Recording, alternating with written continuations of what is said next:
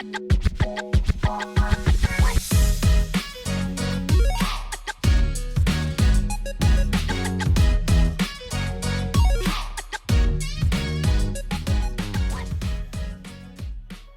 the sad reality is this: 91% of customers would have given a referral if asked. 11% of sales consultants actually follow up in a meaningful way to actually earn it. This is a problem. But here's the crazy part. Most customers want a reason to come back. Most customers know that they made the right choice the first time around with the vehicle that they're driving. And they want to come back to their car girl, car guy, and back to that dealership that they're familiar with. Remember, when it comes to the number one reason that somebody gets the deal and the number one reason that they lose the deal is the consultant in the first place. We are far more important than just a transaction, and that's something that we have to get out of our head. That one car is just that one car, right? But too many salespeople disappear after the deal. Like they are only interested in just that one commission, not the connection that's going to lead to 10 more deals down the line. So today, we're going to fix that. We're going to talk about how real follow-up builds empires for people and not just that one deal along the way. And I'm going to give a clear and simple plan on how you can start doing this today and start building an actual career rather than just sitting there going, man, I wonder when the next up's coming on in.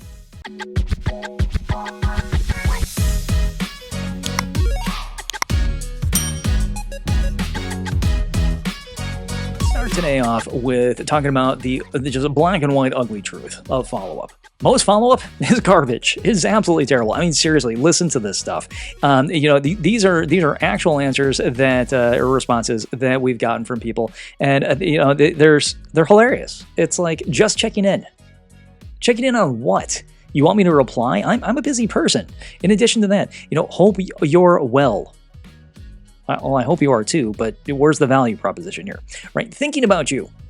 Why? Comes off creepy, right? And my personal favorite, no follow-up at all. Completely dropping the ball in your future. What's the point? So here's the thing. When you reach out, you gotta bring value. If you're not bringing value, customers instantly feel it, right? You're not gonna want to pick up the phone again, and your customer, well, they see your number coming up and they either have you blocked or they go ahead and they look and they go, oh, it's the car salesperson again, and they just slide the phone away. If it doesn't feel personal and it doesn't feel authentic, it feels like what it is. You hoping they'll magically walk back into your lives and hand you another deal. And when you ghost them completely, you're telling them the second that they signed, they simply just became a number to you, right? You're telling them, hey, thanks for your money. Good luck out there with your vehicle. I hope everything works out great, as they have problem after problem after problem, and nobody's there to give them an assist. And trust me, they remember this. So let's take follow-up, and we're going to flip it on its head real quick, right? We're going to take a look at what great follow-up actually looks like. Because with great follow-up is the ability to have great successes, the ability to have customers come back on in and happily work with you at far higher closing rates than what you were used to in the past. So make it a couple rules. First off, be purposeful when it comes to follow-up, right? Every time you reach out, bring in a nugget of value along with you. A tip, a trick, a heads up, something real that they could sink their teeth into and actually feel. Because if it's not something of value, then why the heck are you wasting my time? So rule number one, be purposeful in what we do. Next rule when it comes to follow-up, be personalized. You remember who they are, right? You remember their dog's name, you remember their kid's soccer team, their vacation plans. You listened and honed in to everything that they said, and with a little luck, you took really good notes along the way. Remember, needs assessment's where closing actually happens. It's the ability for you to get the information and for the customer to fall in love with the person that they're working with. If they like you, they'll buy. That's the number one reason they do buy. If they hate you, they're walking out the door, and they're never coming back. But since you know all of this stuff, this means that you can follow up on a more personal level. So be purposeful, be personalized. In addition to that, have a plan. Have an actual game plan. Look at your roster of customers, your Rolodex or your CRM or whatever it might be. You can't follow up with them every day. You're going to be annoying, and if you have 1,000 customers in the system, if not more from over the years, it's impossible to do. Also, you're not going to want to follow up with them every week because, well, we're not best friends, right? Now, eventually, maybe, hopefully, you can get into that routine of calling them once every 30 days or so, and they're happy to pick up the phone. But the average person needs a 30, 90, 180 day phone call. Anniversaries, birthdays, things like that are all smart touch points to make sure that the customer knows that you care. Being able to reach out to somebody and say hello and actually have a conversation speaks volumes. Now, I've sat in classes every so often that will tell me, well, with follow up, you must ask for referrals, referrals, referrals, referrals. Yeah, that's a really good way to go ahead and get your number blocked. Don't. I'm not saying don't flat out ask for them as time rolls on, but I am going to give you a solution to this. Now, here's the basics to this follow up map, right? The follow up map is a 30, 90, 180 day follow up schedule. This particular schedule gives us the ability to sit down and organize our notes over time, learn about the customer, do a little bit of research. I mean, heck, things like Google and ChatGPT and your social media networks, they've come a long way. Doing research, especially on somebody, is pretty easy. So even if it's they just bought a vehicle from you, hey, how's that SUV doing? Right after 30 days, just give them a ring. Now, yes, after they buy the car, absolutely 24 hours, give them a call and say thank you. It just lets them know that, hey, I was thinking about you. Thank you for buying a car. Right? You bought my lunch. You paid my mortgage.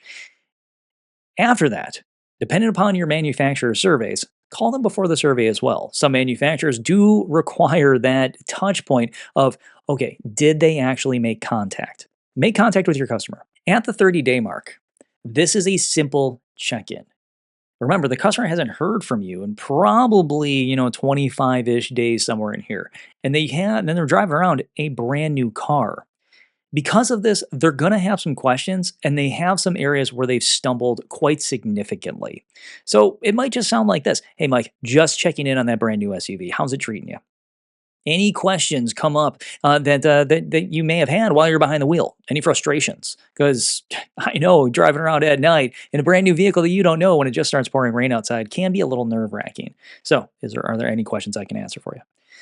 You're making this phone call not requesting business. You're making this phone call requesting information from them about their struggles. You're coming in as a tool. You're offering yourself up for a service. It's entirely different than going ahead and trying to get business right then and there. Because you try to get business from the customer immediately. All of a sudden, you find that this whole ship is going down quick because, again, you're soliciting.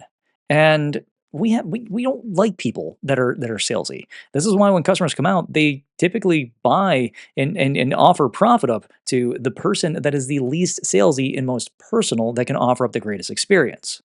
Now, at 90 days, you're still going to go ahead and give them a follow up call. Now, again, at 60 days later, after the 30, they've had a lot of time to play with their vehicle. And this is the time when you go ahead and you offer up a little bit extra information, right? So, for example, hey, Sarah, I thought you'd love this. The manufacturer rolled out a software update. If you haven't seen it yet, it adds tons of great features. So, I'm just calling to give you an update on that. You got a minute? And as you're having that conversation, at 30 days, you help them understand their vehicle. Heck, at 5 days, you answered a couple questions. At 30 days, you answered a lot of them. Once you hit 90 days, you're going to have a lot more conversation and dialogue about the vehicle, even setting up service and things of that nature. But you have to go ahead and give them a little carrot at this point is, hey, here's something for you. Right? Just to let you know, software update came out and it's got tons of awesome stuff inside of it. Now, does it have to be a software update? No, it doesn't. Right? There's a lot of other things like, hey, I discovered this about your car. Hey, look at this thing that I found in the news. Yes, it sounds cheesy, but people love to hear about the positive things about what they invested in. Give them the ability to hear it from you. Right? Oh, now, once you hit that 180-day mark, this is when things start to move more in your direction, right? So try those one out for size. Hey Jay, Summers here. Thought I'd send over a couple road trip prep tips for your little SUV there. Hope it's been a fun ride so far. At this point, you now have the ability to get that conversation. And if you had to leave any of these as a message, you're putting something out there of, I'm helping you. I'm a service. Here's the features. I have more, right? You want to call me back. And so, since you have that carrot out there, and the only thing that the customer can do is call you and receive benefit, then why wouldn't they? right? Because following up with somebody that could go ahead and change your life in some sort of profound way, even if it's something small, you want to see that. See, the differences in all of these is that it's not about selling something. It's about staying part of their ownership experience and extending that experience past just them signing the contract. This is when relationships are built. Now, I've sat through the training classes of, people that are like sell, sell, sell, sell, and that's great. Those individuals are more than happy to teach you how to sell a car to one person. But I want that one person to come back and buy 10 cars. I don't want to tick them off and have them go the other direction. This is where we go back and we harken back to needs assessment in those notes from the beginning. When you sit down with that individual and you are talking about their life, draw down as much as possible. Load it into your CRM or your personal note taking app. That way, when you call the customer, you can pull that stuff right back up. Because asking for business on every single call is pretty terrible for your long-term income. Mainly because, as I said, eventually they're going to stop picking up because all you do is you ask for money or you ask for a new car or whatever it might be. Deal is here is that we have to offer up some personal value. So again, you got your 30, your 90, your 180 days, and at each point, you're going ahead and adding in assistance. 30 days, you got any questions? 90 days, I got something for you. 180 days, oh my gosh, something amazing is going on, and I got to tell you about it, right? These will go ahead and get people to pick up the phone. But if you simply call and you waste their time, they're just going to stop picking up. But here's the best part about it all is that when you follow up this way with purpose, with caring, with kindness, you earn the right eventually to ask for business. It won't be weird. It won't feel salesy at all of you. It'll feel completely natural. So when's the perfect time to ask? After you solve their problems, after you added value without, asking for anything, or maybe, after you thank them and they express some sort of satisfaction. It's going to be actually at a very specific point, right? When they say, "Thank you so much for following up. I really appreciate it." When they've expressed gratitude back, that means that there actually might be something there, right? You helped me. I want to reward you. And all you have to do is very simply respond with something like this. "I'm so glad you're loving the car, Mike. Listen, if you have any friends or family or coworkers looking for a vehicle, I'd be honored to help them in the same way that I helped you. Just let me know and I'll take really good care of them." You're now going ahead and going back to what you had before. That you're touching on the bedrock relationship that you built during needs assessment, that you built during the walk around and the test drive. And the customer then looks back and says, "Hey, how'd negotiation go? It wasn't that bad." And so this is a no pressure, no weirdness type approach. You're simply just offering service in the way that most humans expect to receive it.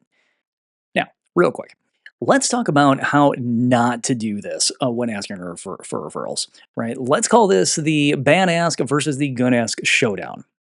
This one's always enjoyable. "Hey, can you send me some people who want to buy a car?" You know why this one fails? Because it's selfish. It makes the customer do all the work and it's awkward and transactional. There's nothing there. There's no relationship building, and why the heck should I send you people when I have a busy life going on as it is? No, I'm not going to go out there and troll all my friends and see if they need a new car. So the next one, if you know anyone who could use the same great experience you had, I'd love to help them. I promise to take really good care of them, just like I did for you. The reason that this actually does work is because it's service driven. It doesn't have selfishness riding on the first word. It centers them, not you. They are the one that is benefiting from you stepping into their universe. It offers help, not a favor.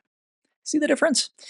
One feels super needy, and the other one feels like I'm going out of my way and I'm spending the most expensive thing I have, my time, and being generous by offering them up a little bit more along the way.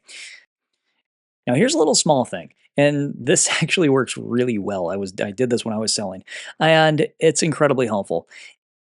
One simple thing to help with the delivery process. You can go ahead and add it with very, very little cost. And this is a little bit of a you investment here. Create a small, classy referral appreciation card. Doesn't have to be much. right? Now, not a business card. Don't write on the back or draw a bunch of lines like "Give me 3 names" or anything like that. Trust me, the customer fills out those sheets and they look at you and go, I don't want to do this. I came in for me, not everybody else." Now, one thing that actually does help out an awful lot is when you find that something works, write it down. Heck, when I was selling, I had a whole list of things that I could see right out of the corner of my eye. Now, we had file cabinets at the time, and I know you really don't have those now, but I could see it out of the corner of my eye. Customer couldn't. Now I'd probably hide in a notes app on my phone. But when you find something that works, figure out a way to memorize it. And so if all of a sudden you're saying something and you're finding that the customer is reciprocating with a positive response, try it again, try it again. But keep in mind, your tone does matter and the ability for you to show service does matter too. But another little trick that I found that I did when I was selling was I created a referral card. Now, a referral card is a small, little classy card. I wish I had one here that gives the customer all the pertinent information, but reminds them of how things went down. For example, "I appreciate your trust. If you know someone who needs a vehicle, please send them my way. I'll treat them like family, just like I did you. And I'll make sure that you're thanked properly too." So slip that into the paperwork folder at delivery. Maybe put it right on a piece of tape or something like that. But casually mention it in passing. Maybe something to the effect of, "Hey, Mike, I hope you like that car. Here's a little card with my info in it. If you have any friends, family, who could use someone that they could simply just trust, I'd love to help them. No pressure at all, just in case." Again, you're offering services, right? You're not that annoying person that knocks on the front door and hopes that somebody opens it so you can make a pitch. I'm not, making fun of door-to-door salespeople. Their job is insanely hard. But the reason that it's not a career is because rejection is something that we all have to deal with. In the car business, when it comes to rejection, you have it right sitting right in front of you. You have it when it walks out the door. You have it on the phone when they don't pick up. Let's start to limit these things and fortify ourselves by doing the right thing along the way. The point is that we're planting seeds. And these seeds, when they grow, we will be able to farm them by them usually just coming on in the future if we've done our follow-up properly. And don't be at all afraid to plant the seeds early. I mean, why wait until the customer's walking out the door, right? Get the seeds planted fairly early on. So when you're sitting there at delivery with the customer, a simple one-liner that gently plants the seed for future referrals, maybe something like this: "Mike, the greatest compliment I can ever receive is a referral from you. Thanks again for trusting me with your business. It really means a lot." No pressure was applied there. It wasn't weird. It didn't come off needy, right? It's just a professional thank you, and it leaves the door open for future conversations, right? Now, the customer knows that you're going to give them a call at some point in time and ask for a referral, but does it have to be immediately? Absolutely not. Remember, that customer, if they remember your name, is going to come back in 3 or 5 years down the road. If you didn't ask for referrals in there, but you've built up a really good relationship, they're naturally going to come in and they're naturally going to send people whenever anybody says, "Hey, does anybody know a good car sales consultant around?" "Yeah, over here at that store is the person that I bought my vehicle from." And you want them to refer as many people as possible to you. So that relationship has to be solid. It shouldn't be, "Hey, don't go buy a car from that person because they just badgered the living hell out of you." Nobody wants to be badgered. But again, something simple, plant it early, right?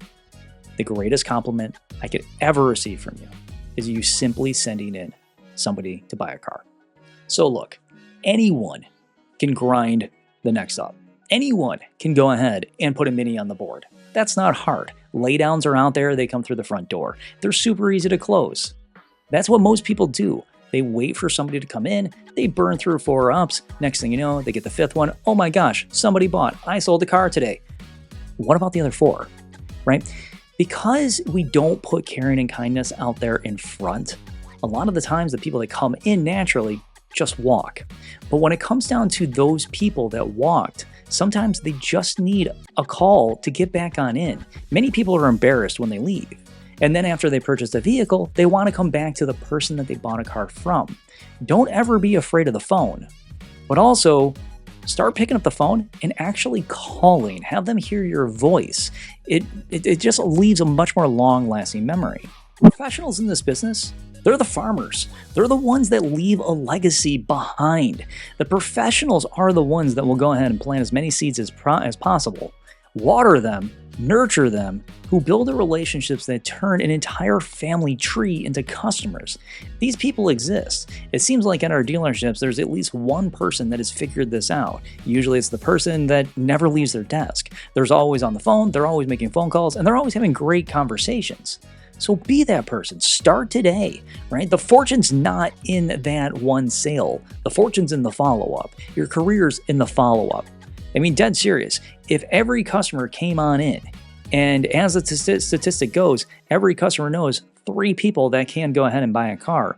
If I can get half of those people just because of good follow-up to send me 1 customer, that's a gold mine. That's absolutely no joke. So look at your total deals for the year and then add another 50% onto it just by doing good follow-up.